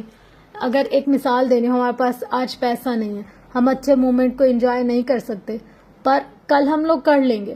پر جو ایک انسان ہے نا اس کی ریپلیسمنٹ کچھ بھی نہیں ہو سکتا، کوئی بھی نہیں ہو سکتا اور کبھی بھی نہیں ہو سکتا. میں ہمیشہ ایک چیز جانتی ہوں، چیزوں کا نعم البدل تو ہوتا ہے پر انسان کا نعم البدل کچھ بھی نہیں ہوتا، کوئی بھی نہیں ہوتا اور کبھی بھی نہیں ہوتا. اس چیز کے لیے نا دل بہت زیادہ مطلب کرتا ہے کہ یار نہیں ایسا نہیں ہونا چاہیے، یہ چیز نہیں ہونی چاہیے. باقی آپ لوگ اپنا بتائیے گا کہ آپ لوگوں کا کیا فیڈ بیک اس حوالے سے، کیونکہ سب سے امپورٹنٹ تو آپ لوگوں کا پوائنٹ آف ویو ہے. آپ لوگ کیا سوچتے ہیں، کیا چاہتے ہیں، کیسا لگتا ہے آپ لوگ کو، وہ ضرور آپ لوگ مجھے بتائیے گا تاکہ مجھے پتہ چلے. اور اس کے ساتھ ساتھ ویڈیو کا بھی فیڈ بیک کہ آپ لوگوں کو کیسی لگی، وائس کیسی لگی. شور وور تو کچھ نہیں تھا، اگر تھا تو بھی آپ لوگ بتا سکتے ہیں اور نہیں تھا تو بھی آپ لوگ بتا سکتے ہیں. انشاءاللہ فرینڈس ملتے ہیں نیکسٹ ایپیسوڈ میں. تب تک کے لیے اپنا گرد و نواح اہل و عیال کا بہت زیادہ خیال رکھے گا اور مجھے اپنی دعا میں بہت زیادہ یاد رکھے گا. Love you all. اللہ حافظ.